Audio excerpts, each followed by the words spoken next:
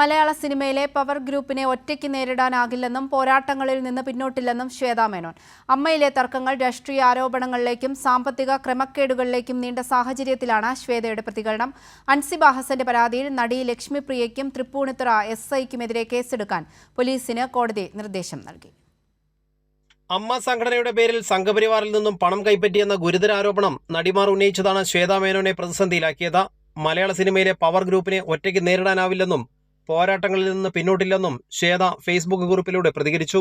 അമ്മയിലെ അംഗങ്ങളുടെ ചികിത്സയ്ക്കും ക്ഷേമപ്രവർത്തനങ്ങൾക്കും നീക്കിവെച്ച ഫണ്ടിലെ തിരിമറികൾ കണ്ടുപിടിച്ച് ചോദ്യം ചെയ്തതു മുതലാണ് ഒരു വിഭാഗം തന്നെ അപമാനിക്കാൻ തുടങ്ങിയത് എന്നും ശ്വേതാ മേനോൻ പറയുന്നുണ്ട്. അതേസമയം അൻസിബ നൽകിയ ഹർജിയിൽ നടി ലക്ഷ്മിപ്രിയ, ഭർത്താവ് ജയേഷ്, തൃപ്പൂണിത്തുറ SI രേഷ്മ എന്നിവർക്കെതിരെ കേസെടുക്കാൻ തൃപ്പൂണിത്തുറ മജിസ്ട്രേറ്റ് കോടതി പോലീസിന് നിർദ്ദേശം നൽകിയിട്ടുണ്ട്. തൃപ്പൂണിത്തുറ വനിതാ സെല്ലിൽ നിയമവിരുദ്ധമായി തടഞ്ഞുവെച്ചു. സ്റ്റേഷനിലെ രേഖയിൽ മാപ്പെഴുതി ഒപ്പിടുവിച്ചു. താനറിയാതെ ഇതിൽ തിരുത്തൽ വരുത്തിയെന്നുമാണ് അൻസിബയുടെ പരാതി. അൻസിബ നൽകിയ മറ്റൊരു പരാതിയിൽ കടവന്ത്ര പോലീസ് എടുത്ത കേസിൽ ടിനി ടോമിനെ വൈകാതെ ചോദ്യം ചെയ്യും. കൈരളി ന്യൂസ്, കൊച്ചി.